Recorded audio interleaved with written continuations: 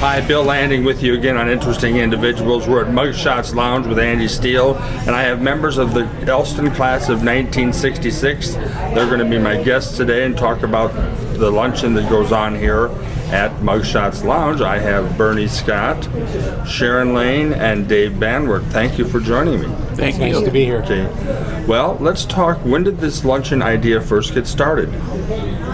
We'll have to pass that on to Dave. That was Dave's idea. I was friends with a gal from the class of 65, and I would see her posts on Facebook that several of her ladies got together from that class for a monthly luncheon. And I thought, after seeing that for a long time, I thought that's a great idea, but we don't want just ladies. We ought to do that with everybody. I think the first one I scheduled was in 2017. Okay. And we went to Swing Bellies, and there were 12 of us. Okay. How did you get the word out? Well, mostly Facebook. Okay. And Bernie had started a Facebook group for our class that I think we now have about 270 members. Yes. So we could reach a lot of people. And then I started getting email addresses. So every month I work out a date with these folks, and then I send emails and put it on our Facebook page. Okay. So our class was, I think, somewhere around 727 people. Wow. At the first luncheon we went to with the 12 people, I knew about half of them. Okay. One of the things we've all learned with these lunches is we have become friends with a lot of people we went to school with that we weren't friends when we were there because there were so many students. Yeah. Now, when did you make the switch from Swing Bellies to here at Mugshots? We did it for two reasons. We used to move around. Every month we'd go to a different spot. Oh, I see. But the problem came that we literally were filling up places. There'd be 40 of us that go to like Barker Inn or someplace like that, and it was hard to get that many people in. Then the pandemic came along, and we had come here a few times, and this just seemed to be a little more open. We weren't all packed in, and it's worked out so well, and they've been so good to us here that we just come here every month now, and we've done that since the pandemic started. Oh, I'll be darned. All right. Well, Sharon, what's your involvement been? Oh, Dave and I, we get together on Facebook, and he feeds me information from new people that sign up. I mostly handle, really, though, all of the records for the class. You know, track people, their addresses, their phone numbers. So I just support him in what he does, and Bernie, they more or less bring everybody together on Facebook. I'm kind of on the outside a little bit, Sharon, you know, but I would add, Sharon is the quarterback of our class reunion committee and has done that for years, and she's an expert at it. Yeah, she's just being modest in what she does because she Very modest, is a very important person in this class. Since I started doing the reunion, it's pretty easy to put it together every time we do get together, because once you have all your records set up and people feed you the information on classmates interested or classmates that want to come to the reunion, and I change the records, it's a pretty easy thing to do to schedule a reunion. Really? It is. I mean, other than a location sometimes for the group, you know, but it's pretty much set in stone how we do it. Okay. And then she said, Barney, you and her communicate on Facebook. Yeah, we all do. Yeah, we all do. Yes. We all You do. help forward names and addresses. Or what else do you do? Sharon does that. Really, what I do, I just provided the platform for our class, you know, through Facebook. It was 10 years ago that I noticed that we didn't have a page and that we needed one.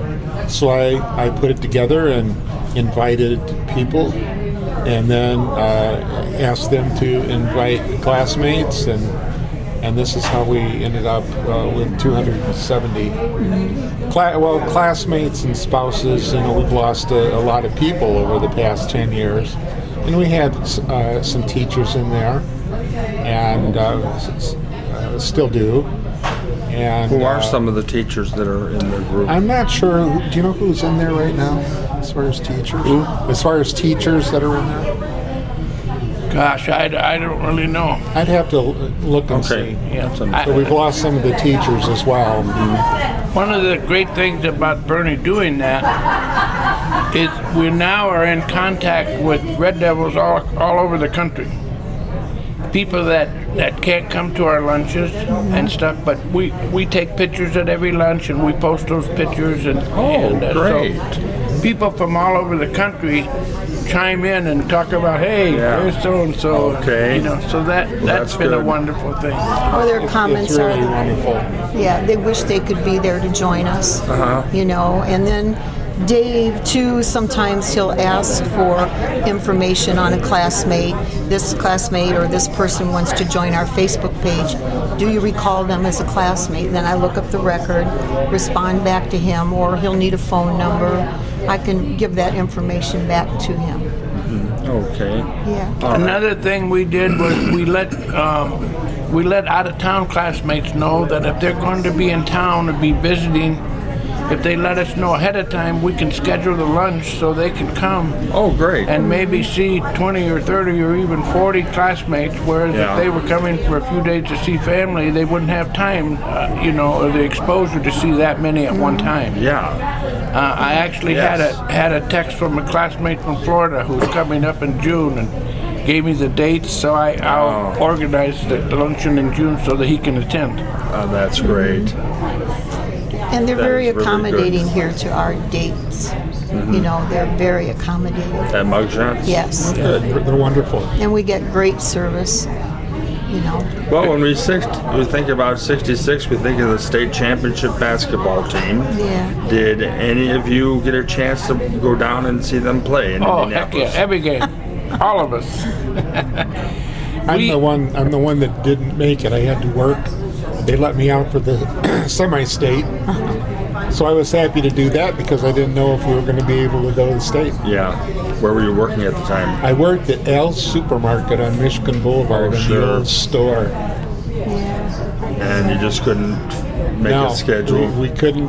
They couldn't do it because everybody wanted to go. Everybody wanted to go, and so it wasn't like drawing a number. It was like if you went to the semi-state, just if they win, you know, then you're not going to be able to go because they're going to need your help I there. need your help there. Okay. Sharon, you went too?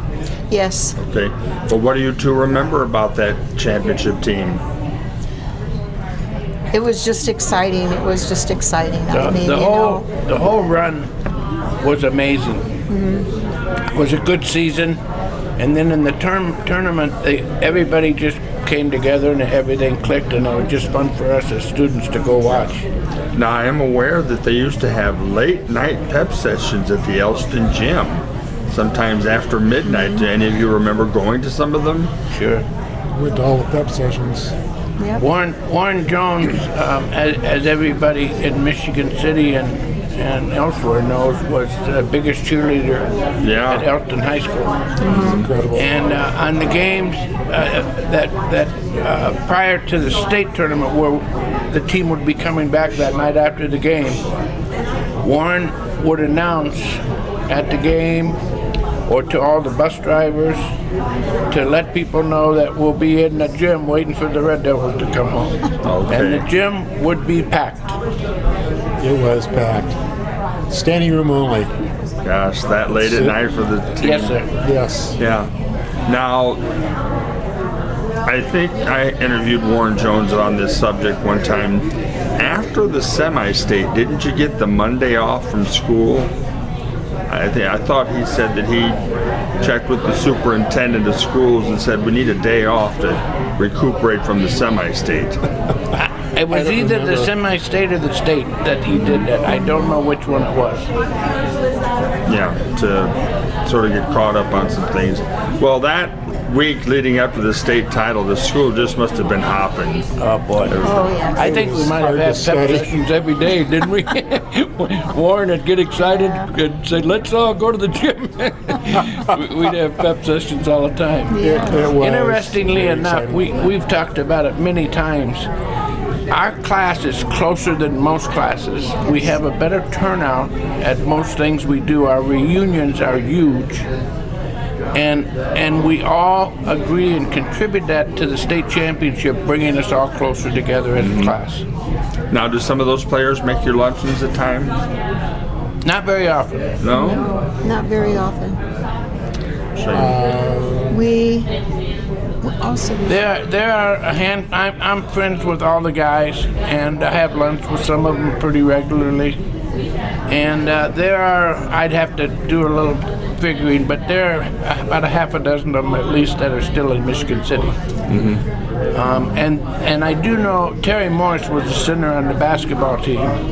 And Terry is the backbone of that group, and he keeps them all together. And they get together periodically and have a bite to eat together and so forth and so on. That's nice to know. Yeah, yeah. Now, when the three of you were growing up in Michigan City, when you were in high school, where did you live in town? I lived up off of 5th Street, Okay. you know. I lived out by the prison growing up too. Where'd you live? Dave? I grew up on a dairy farm, and I lived 2 miles south of Michigan City in Cool Spring Township. Okay. I rode the school bus for many years, but I was the youngest of 3 boys, so by the time I got to high school, I got to ride with an older brother all the time, so I didn't Okay. have to ride the school bus. Okay. Bernie, how about I you? lived on Gardena Street Oh, yeah. growing up, and started school at Jefferson School. And I'm still friends with most of the people that were in my kindergarten class. Okay. And then Edgewood School was built. Went over to Edgewood School, brand new school, and then went over to Elston Junior High for a semester, and then went right into Barker. Went to Elston Senior High, which was amazing. Yeah. Yeah. I understand that they had different stairways. You had to go down and one was going up. We had one-way stairs. Yes. That didn't matter to some of us, and I'm guilty of that. Okay. We had a very short time between classes, and that was a very big school to maneuver. There were classes in the auditorium building, you know, trying to get from one place to another. So, you know, there were many of us that took shortcuts. Well, other than the 66 state title team, Dave, as you sort of touched base on, why is the 66 class so unique? You have these luncheons, you have more people are coming to it. I don't know if other than, we are like glue. A lot of it you probably can't explain, but it is a state championship. But I think that through school we were a tighter class than most classes anyway. A lot of camaraderie. I know Bernie Luton's at one time, and I don't know who has said this, but Bernie Luton's many times said that, it was one of the smartest classes that ever came out of Elston, when he was a teacher. Yeah. Listed another class that was in the 50s when he was teaching, but he told me many times, he said, the class is special. He says, it's really special. He says, all of us knew it. So I don't know what it was, but we just loved everybody. There were never any problems with the kids, ever.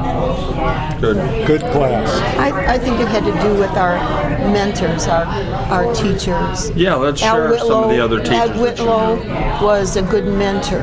Warren Jones was a great mentor. There was no conflict of any kind. It was we just all fit together. But I think it was the teachers who mentored all of us too, and they had a lot to do with it. Yeah, we had great teachers. Yes. Do you remember, other than Luton's and Jones and Whitlow, any teachers come to mind? Val Falkgren, Del Lonzo, Yeah. Mr. Donahue was He was outstanding. fantastic. Yeah.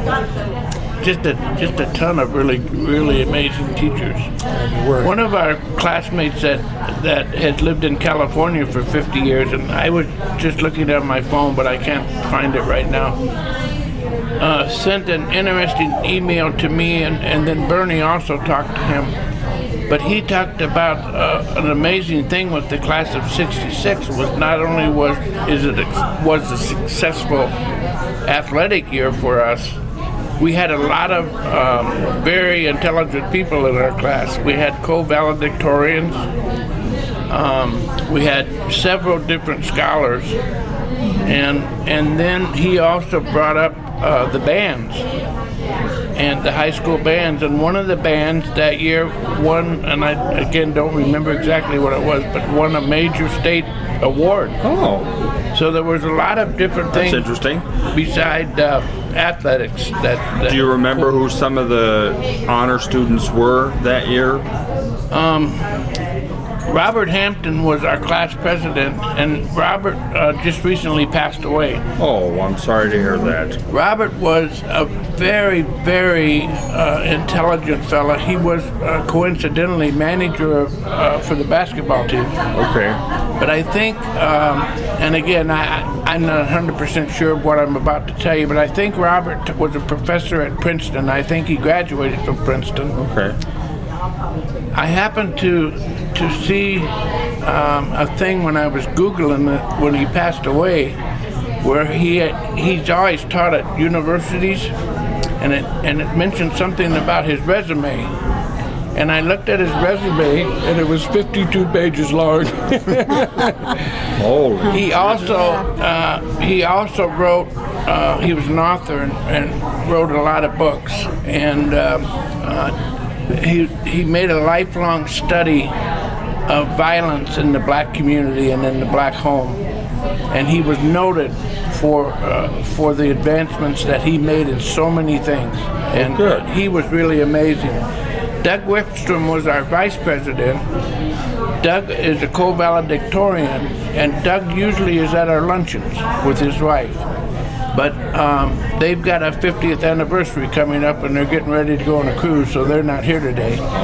But Doug was another academic leader, and then Patty Plank was the secretary, and she was also a scholar. So a number of classmates in the Honor Society and all of those areas. Yeah. So you're going to have your next luncheon, obviously, in April. Yes. Do you have a date set on that yet? Or No, we don't. I always set the date with them before we leave today, and I haven't done that Haven't yet. done that yet. Okay. Yeah. So other than the '66 team, it was just a good class that everybody got along and Yes, got it was along an amazing together. We mentioned class. that book, how sweet it is. Do we mention that book, how sweet it is? Go ahead. I can't hear you. There was a book that was published, remember, called Oh. How Sweet It Is. Okay. Lance Warner. Yeah. Oh. And it kind of detailed the basketball and the players and the events that went Okay. on that you don't normally see all the time, but the players, were involved in. Back in the '80s, there was Yes. a book called "Hey, We're Red Devils" by Dennis Edgington, Oh. and that covered like 20 some odd years of Elston basketball, and the '66 team is profiled in there. There were some amazing educators and also some amazing coaches Yes. when we were there, that really had some remarkable careers. Obviously, Doug Adams, was noted many times throughout the state for his achievements, but just a lot of, I think just a closeness, between the administrators and the teachers Yeah. and the students. All righty. Well-run machine. Yeah. It really was. Yes. Just tight. Yes. And I think under the leadership of Warren Jones, he was just such an amazing man that I think he just kept everybody feeling like a family, you know? Yeah. He was an amazing You man. had parades too, didn't you? Leaving the city? Yes. Going down like Franklin or Michigan Boulevard or Oh, something? yes. Yes. Coming home, from the state championship game, you had to be here to see it. But this city was absolutely turned upside down, inside out. I've never seen anything like it in my life. Yeah. And Ames Field the next day. Yes. Yes. Yeah, it was a big party there. Incredible. The team and the cheerleaders came into Ames Field on a fire truck. And the place was packed, with not just students, but, I bet. The whole town. Yeah. There are so many pictures of every store had signs and Go Red Devils. I think the Nipsco store that used to be on Franklin Street had full-size figures, photographic figures, on statuettes in their window of the basketball team. I, at the time, belonged to St. John's Church, and that was at 9th and Franklin, and the youth minister there was a fellow named Bob Miller, and they had a little marquee that would have a saying each week, up by the church. And he came up with this and put it on the thing that said, contrary to our normal policy, we too are backing the Devils. And he ended That's a good one. Yeah. He ended up with that thing being posted all over the Midwest. Everybody got a kick out of that I thing, bet and he they got did. some notoriety out of that, gosh. coming up with that phrase. All righty. Yeah. Well, I want to thank the three of you for joining me. It's been a pleasure. I kind of wish I was around back then that I could have seen some of this, but I didn't. I didn't come till a little bit later on. Yeah. That's okay. Yeah, but that is a nice shirt, the Red Devil Oh, shirt. yeah, I love this. Yeah. Where'd you get that at? Well, Sharon, a gal in charge. We here. had them printed at Prismar Oh, printing you here in went ahead Michigan and City. had 'em. I had seen a similar saying. Anyway, the committee met and we all agreed that we would get sweatshirts done up. Okay. And then quite a few people have them. Matter of That's fact, good to I've know. had requests to get some more. Well, good. Yeah. All right. Bernie, didn't our friend Bernie Luton's come up with the class with class phrase? Yes, he said we were the class with class, and that's really stuck. And Good. I mean, it's been repeated many times by others. Well, continued success with the luncheons, and again, it was a pleasure having you on. Thank Thank you very much. Thank you.